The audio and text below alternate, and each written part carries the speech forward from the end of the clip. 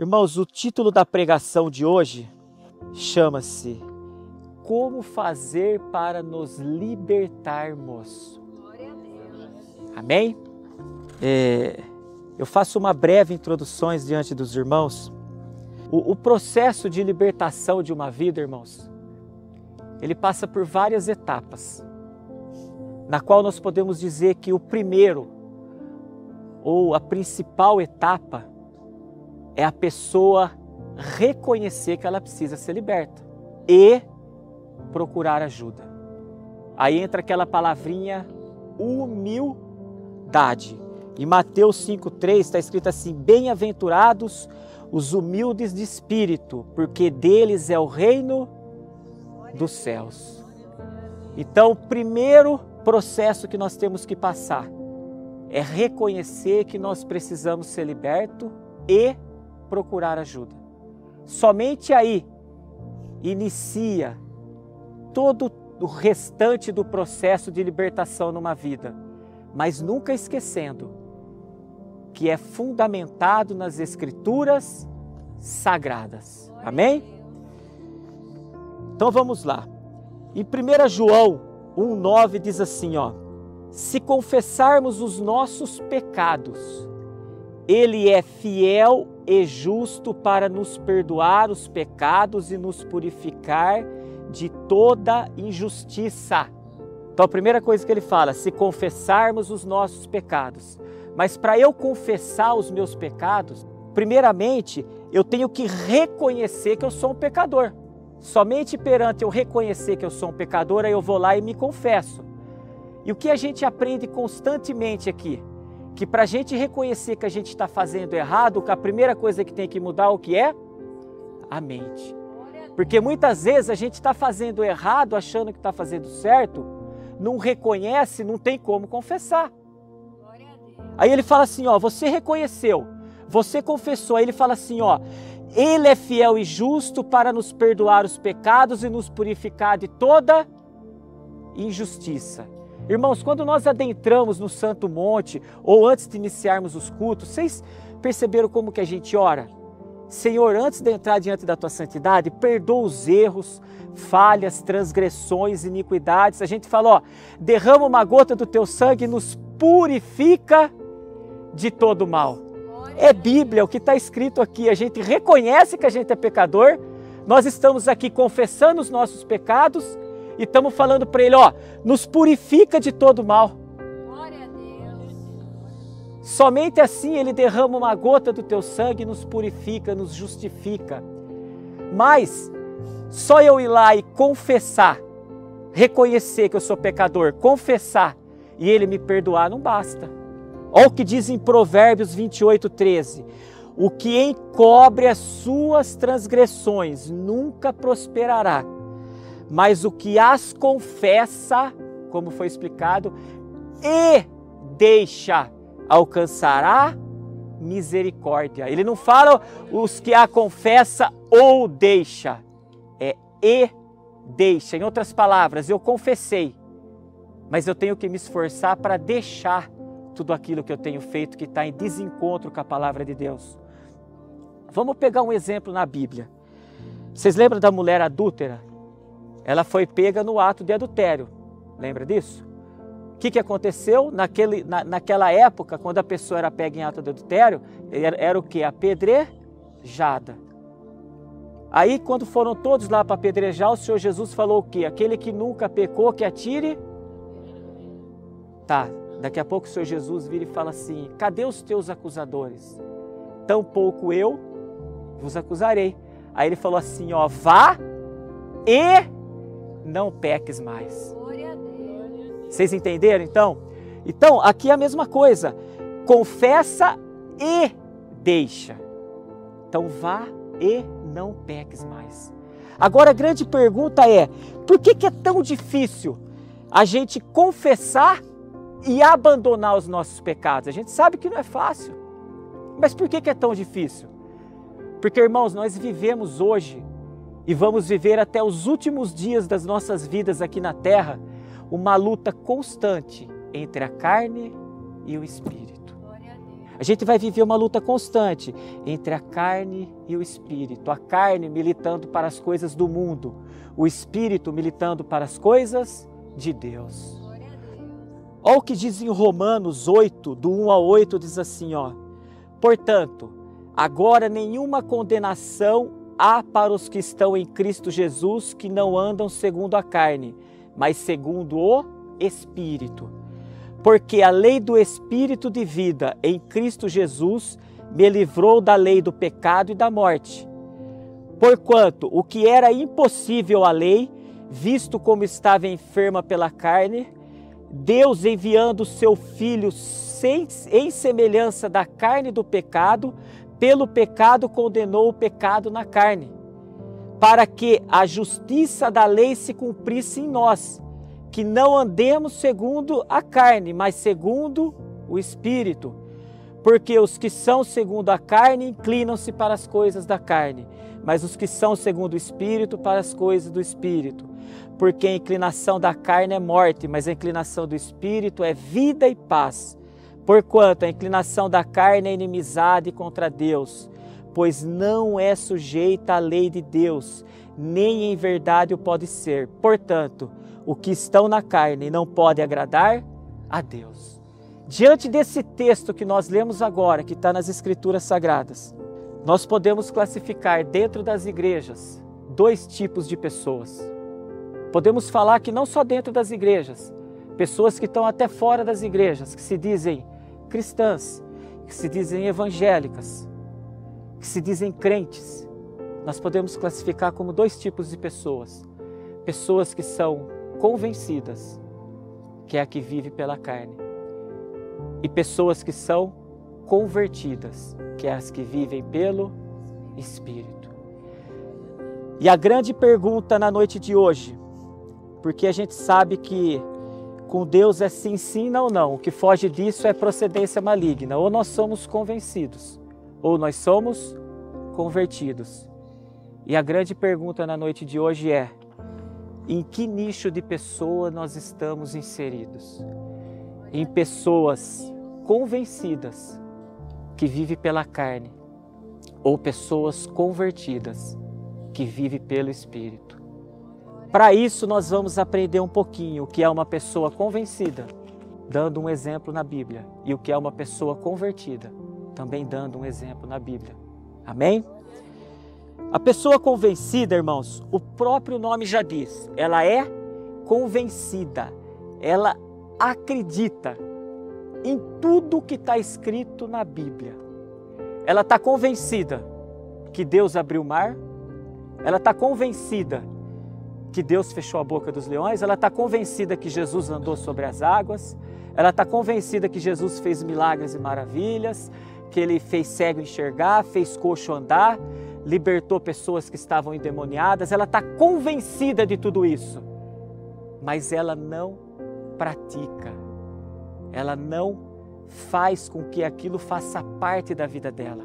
Ela apenas lê aquilo lá, mas ela não vive aquilo que está escrito, ela está convencida. A pessoa convencida, ela tem uma natureza recaída, ela vive da carne. Vamos dar um exemplo na Bíblia. Mateus 19, do 16 ao 22, diz assim, ó: E eis que aproximando-se dele um jovem, disse-lhe: Bom mestre, que bem farei para conseguir a vida eterna? E ele disse-lhe: Por que me chamas bom? Não há bom senão um só, que é Deus. Se queres, porém, entrar na vida, guarda os mandamentos. Disse-lhe ele: Quais? E Jesus disse: Não matarás, não cometerás adultérios, não furtarás, não dirás falso testemunho, honra teu pai e tua mãe, e amarás o teu próximo como a ti mesmo. Disse-lhe o jovem: Tudo isso tenho guardado desde a minha mocidade. Que me falta ainda? Disse-lhe Jesus: Se queres ser perfeito, vai, vende tudo o que tens e dá aos pobres, e terás um tesouro no céu, e vem e segue-me. E o jovem, ouvindo esta palavra, retirou-se triste, porque possuía muitas propriedades. Então, 2 coisas que nós aprendemos aqui. Uma, Jesus amou esse jovem rico, porque existem 2 maneiras de nós amarmos uma pessoa. Uma é a gente nos colocar no lugar da pessoa, vendo quais são as necessidades dela e na medida do possível, aquilo que você pode fazer para ajudar, você faz. E a outra é você falando para ela o que ela está fazendo que está em desencontro com a palavra de Deus, que ela coloque em risco a salvação da vida dela. Mas veja bem, explicando por que ele era uma pessoa convencida. Porque ele até acreditava nos mandamentos. Tudo isso eu acredito. Aqui ele disse que fazia, mas eu falo para vocês que ele acreditava. Ele estava convencido de amar a Deus sobre todas as coisas, amar o próximo como a si mesmo, não matarás, tal. Só que na hora que o Senhor Jesus falou para ele, então vá, vende tudo o que tens e me segue, se realmente ele fosse convertido, tem um dos mandamentos, que é o segundo maior dele, que é qual? Ama o próximo como a si.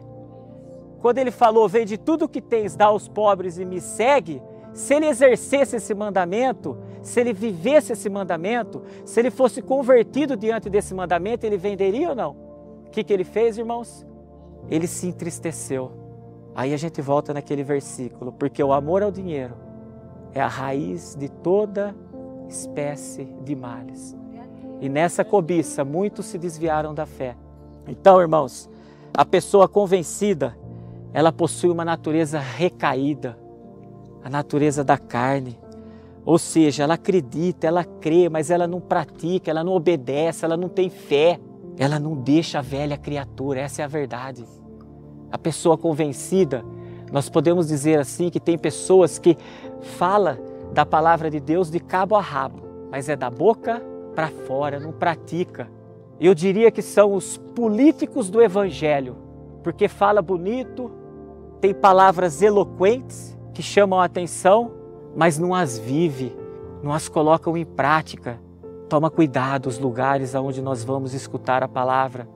Em muitos lugares as pessoas falam assim, você não deve olhar para o homem é falho. Realmente, o homem é falho. Você não tem que olhar para o homem, mas você tem que saber no mínimo a conduta daquele que está lá na frente falando da palavra de Deus, para ver quem que você está ouvindo que está falando da palavra de Deus. O homem pode errar, o cair é do homem, mas o levantar é do Deus. Agora, político da fé, político quando pega o microfone, de 100% que ele fala, 10% ele cumpre. Os políticos da fé são esses, falam bonito, eloquente, mas não vive o que fala, não põe em prática. E se ele não põe em prática, você acha que quem está seguindo ele vai pôr? Não. Amém, irmãos? Pessoa convertida. Uma pessoa convertida, ela é convencida, como foi falado, ela está convencida que Deus abriu o mar, que fechou a boca do leão, que Jesus andou sobre as águas, fez milagres, curou enfermos, fez coxo andar, cego enxergar. Só que além dela estar convencida, ela faz o quê? Ela coloca em prática. A conversão, irmãos, na nossa vida tem que ser de 180 graus. Se você der uma conversão de 360, você volta para o mesmo? Não adianta nada. Então, a pessoa convertida, além dela ser convencida, ela coloca em prática tudo aquilo que ela ouve, que tem ensinado a ela. Exemplo de uma pessoa convertida na Bíblia. Lucas 19, do 1 ao 9, diz assim, ó. E tendo Jesus entrado em Jericó, ia passando, e eis que havia ali um homem chamado Zaqueu. E era este um chefe dos publicanos, e era rico. Zaqueu era cobrador de impostos. E procurava ver quem era Jesus, e não podia, por causa da multidão, pois era de pequena estatura. E correndo adiante, subiu a uma figueira brava para o ver, porque havia de passar por ali. E quando Jesus chegou àquele lugar, olhando para cima, viu e disse-lhe, Zaqueu, desce depressa, porque hoje me convém pousar em tua casa. E apresentando-se, desceu e recebeu-o alegremente. E vendo todos istos, murmuravam, dizendo, quem entrara para ser hóspede de um homem pecador? E levantando-se Zaqueu, disse ao Senhor, Senhor, eis que eu dou aos pobres metade dos meus bens, e se em alguma coisa tenho defraudado alguém, o restituo quadruplicado. E disse-lhe Jesus, hoje veio salvação a esta casa, pois também este é filho de Abraão. Glória a Deus. Olha a diferença. O jovem rico se entristeceu. Agora, quando ele viu o Senhor Jesus, porque ele também já tinha ouvido falar do Senhor Jesus, das maravilhas que o Senhor Jesus fazia, certo ou errado? Mas só que na hora que ele viu que o Senhor Jesus falou, ó, hoje faz-me que eu tenho que ir na tua casa. Irmãos, olha o que ele respondeu, ó. Se em alguma coisa tenho defraudado alguém, eu restituo quadruplicado. Então, Zaqueu, ele foi uma pessoa convertida, ele era cobrador de impostos, mas naquele mesmo momento, aquilo tocou ele de tal maneira que ele deixou de ser uma pessoa convencida e passou a ser uma pessoa convertida. Então, irmãos, 2 exemplos, jovem rico, convencido, Zaqueu, uma pessoa convertida. É lógico, todo mundo sabe que Zaqueu teve toda a história dele lá no passado, mas ele teve essa conversão dele, amém? Qual a diferença entre o nascido da carne, que é o convencido, e o nascido do Espírito, que é o convertido? O nascido da carne, além de possuir uma natureza recaída, ele vive pela aparência. Guarda isso, o nascido da carne, ele vive pela aparência. São aquelas pessoas cheias do eu. As pessoas querem mostrar o que tem, o que possui. Pessoas que testemunham cheia de si, querem a glória só para si.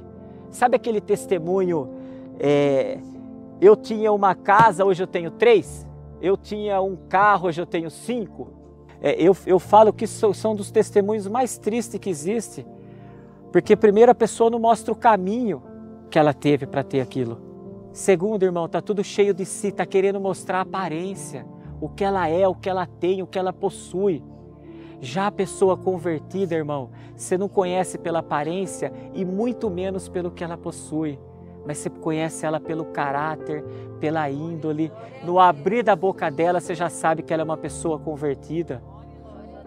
Ó, por exemplo, no abrir da boca, quando eu vou lá testemunhar que eu tinha X e hoje eu tenho 10X, a boca fala o que está cheio, então o coração da pessoa está onde? Naquele X que ela conquistou. Então a pessoa convertida, irmãos, você conhece ela no abrir da boca. O caráter é diferente. A pessoa convencida é cheia do eu. Eu tenho, eu posso, eu faço. Amém? Agora, como fazermos para nós deixarmos de ser uma pessoa convencida que vive pela carne?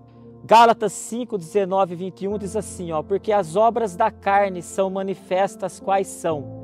Adultério, fornicação, impureza, lascívia, para quem não sabe é sensualidade, pessoa que gosta de colocar roupas sensuais, idolatria, feitiçaria, inimizade, porfias, são contendas nas palavras, emulações, você já ouviu falar aquelas pessoas que falam assim, eu queria ser igual a você, ou eu queria ter o que você tem, a pessoa quer ser igual ou melhor que você, isso é emulação. Toma cuidado que um dos piores sentimentos que existe é a inveja, tá? Iras, pelejas, dissensões, heresias, invejas, homicídios, bebedices, glutonarias e coisas semelhantes a essas, acerca das quais vos declaro, como já antes vos disse, que os que cometem tais coisas não herdarão o reino dos céus. Então, para nós deixarmos de ser uma pessoa convencida, nós temos que lutar contra todos esses tipos de obras que foram faladas aqui. E para isso, irmãos, para isso, nós temos que ter um início. A Bíblia nos deixou escrito em Mateus 26, 41 assim, ó, vigiai e orai, para que não entreis em tentação. Na verdade, o espírito está pronto, mas a carne é fraca. Então ele está falando assim, ó, vigia, para que você não vai num ambiente aonde vai o quê? Florescer a tua carne. Vigia os ambientes que você frequenta, vigia as rodas que você frequenta, vigia o tipo de conversa que você faz parte.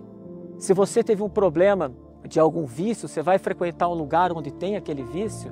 Se você teve um problema, tua carne floresce, você vai frequentar ambientes onde vai fazer com que a tua carne floresça? Então, irmãos, a Bíblia, a primeira coisa que ele fala para nós é vigiai e orai.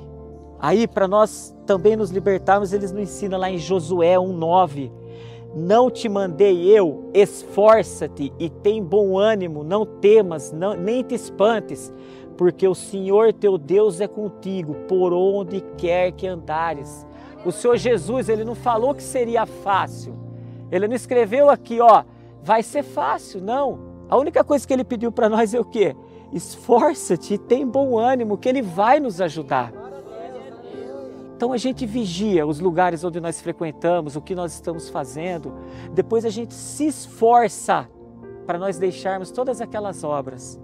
E ele continua lá em Mateus 11:12. E desde os dias de João Batista até agora, se faz violência ao reino dos céus, e pela força se apoderam dele. Irmãos, não é força do braço, é a força do esforço que a gente está falando aqui. Então, desde aquela época, ele está falando, ó, se esforça para não frequentar esses lugares, se esforça para deixar vício, se esforça para deixar bebedice, se esforça para deixar tudo aquilo que desagrada a Deus, para deixar tudo aquilo que te impede de passar do outro lado da margem, lembra da margem? Se esforça para deixar tudo isso. Olha o que diz em João 3,5. Jesus respondeu, na verdade te digo, que aquele que não nascer da água e do Espírito não pode entrar no reino dos céus. O que é nascer da água, irmãos? A água simboliza a palavra. Você lembra aquela mulher que estava no poço, que o Senhor Jesus falou para ela, se você beber desta água, nunca mais você terá sede. Agora, a pergunta que a gente tem que fazer é o seguinte, aonde nós estamos procurando a água? A água é cristalina? A água é pura? Então, irmãos, para nós termos uma conversão, uma libertação nas nossas vidas, nós temos que conhecer a palavra, temos que conhecer a verdade. Porque João 8,32 diz, se conhecereis a verdade vos libertará. E a verdade está aqui, está na palavra de Deus.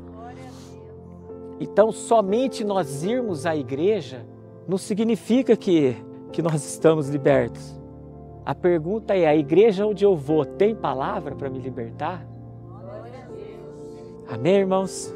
Algumas etapas se fazem necessárias para o processo de libertação. Reconhecer que precisa ser liberto, ser humilde e procurar ajuda, conhecer a verdade, a palavra, mas para isso nós temos que ficar atento ao lugar onde nós estamos buscando a palavra, onde nós estamos buscando a verdadeira água, o verdadeiro alimento. Aí, irmãos, nós começamos a ter uma entrega, ou seja, a gente deixa as coisas que desagradam a Deus. Aí começa a ter aquele verdadeiro encontro com Deus, onde ocorre o batismo com o Espírito Santo de Deus. Nós somos selados. E como que nós sabemos se nós somos selados com o Espírito Santo de Deus? Guarda algo que eu vou falar para os irmãos. A pessoa, quando ela é selada com o Espírito Santo de Deus, quando ela faz algo, vamos dar um exemplo, quando ela mente, ou fala da vida alheia, ou julga, qualquer coisa que está em desencontro com a palavra de Deus, quando ela é selada com o Espírito Santo, automaticamente vem a cobrança na vida dessa pessoa. Ela não tem paz enquanto ela não se conserta. Pode demorar 1, 2 dias, mas ela fica ali, às vezes você fez algo contra a vida de alguém, a pessoa liga e fala, ó, eu não devia ter falado aquilo para você, você me perdoa. Porque o próprio Espírito cobra quando nós estamos errados. A pessoa batizada com o Espírito Santo é assim. Agora, irmãos, quando nós nascemos do Espírito, ou seja, quando nós somos uma pessoa convertida, os frutos do Espírito habitam em nós. Gálatas 5, 22 ao 26 diz assim, mas o fruto do Espírito é amor, gozo, que é alegria, paz, longanimidade, benignidade, que é paciência, bondade, fé, fidelidade, mansidão, temperança, que é o domínio próprio. Contra estas coisas não há lei, e os que são de Cristo crucificam a carne com as suas paixões e concupiscências. Se vivemos em espíritos, andamos também em espírito. Não sejamos cobiçosos de vanglórias, irritando-nos uns aos outros, invejando-nos uns aos outros. Irmãos, quando nós somos nascidos do Espírito, nós possuímos o fruto do Espírito. Amor, você falar que ama alguém é fácil, não é? Eu te amo. Eu falar que eu amo meu pai é fácil, mas eu exerço, como será que eu amo ele? Alegria, verdadeira alegria vem de Deus. Paz, Jesus diz, a paz que eu vos dou, o mundo não vou lá dar. Paciência, Irmãos, nós temos que ser pacientes, a ansiedade não é de Deus. Quantas pessoas que tomam remédio por causa de ansiedade? Longanimidade, já ouviram falar que Deus é longânimo? Às vezes tanto para abençoar como para amaldiçoar. Já ouviram uma frase assim? O copo de Deus não encheu ainda, ele é longânimo, mas na hora que encher, bondade, irmãos. Faça o bem, se esforce para fazer o bem, seja para quem for. Em outras palavras, não combata o mal com o mal, combata o mal com bem. Fidelidade, exerça a fidelidade, seja fiel a Deus nos dízimos, nas ofertas. Coloca Ele como primícia nas tuas orações antes de você sair de casa, quando você levanta. Existe a fidelidade na nossa vida também, você tem que ser fiel ao seu cônjuge. Mansidão, irmãos, a Bíblia diz, bem-aventurados os mansos, porque eles herdarão o reino. Mansidão é por mais que a palavra doa, corte, você recebe ela com mansidão, com alegria. Domínio próprio. Esse aqui eu tive que trabalhar muito na minha vida. E você sabe que muitas vezes para nós termos o domínio próprio, o próprio Senhor Jesus nos coloca em situações que a primeira coisa que a gente tem que ter para sair dela é o domínio próprio. Que a Bíblia diz assim, irei, mas não pequeis. Às vezes a gente não tem domínio, a gente se ira. E a ira é um pulinho para o pecado. Então, irmãos, avalie a si mesmo para verificar qual fruto do Espírito precisa ser trabalhado, vamos dizer, desenvolvido em cada um de nós. Porque todo aquele, irmãos, que nasce do Espírito, ele possui o fruto do Espírito. Agora guarde algo, receber o Espírito Santo e ter o fruto do Espírito não nos redime de ser pecadores. Nós vamos ser eternos pecadores. Só que a gente reconhece, confessa e Ele derrama uma gota do teu sangue e nos purifica de todo o mal. Faça uma reflexão e eu entrego a palavra na noite de hoje. Para nós nos libertarmos do mal, reconheça que você precisa ser liberto e procure ajuda, seja humilde. Avalie o lugar onde você está procurando ajuda. Se lá realmente tem a verdadeira palavra, porque conhecereis a palavra e a palavra vos libertará. A partir daí, irmão, você se esforce para abandonar, quando você conhece a palavra, tudo aquilo que está em desencontro com a palavra que você está fazendo na tua vida. Faça uma aliança com Deus, procure o batismo com o Espírito dele, com o Espírito Santo de Deus. Em outras palavras, deixa a velha criatura. E por último, desenvolva os frutos do Espírito. Que esse é o verdadeiro selo do Espírito Santo. Quando você tem os frutos do Espírito, ainda que você está passando por situações turbulentas, ainda que venha situações que te deixem triste na sua vida, não desanima. Porque Deus permite vir isso daí, para ver se os frutos estão habitando em vós. Irmãos, para nós sermos libertos, nós temos que achá-lo. E para achá-lo, nós temos que buscá-lo. E a palavra diz em Jeremias 29:13, e buscar-me-eis, e me achareis, quando me buscardes com todo o vosso coração. Amém? Assim eu agradeço a oportunidade em nome de Jesus.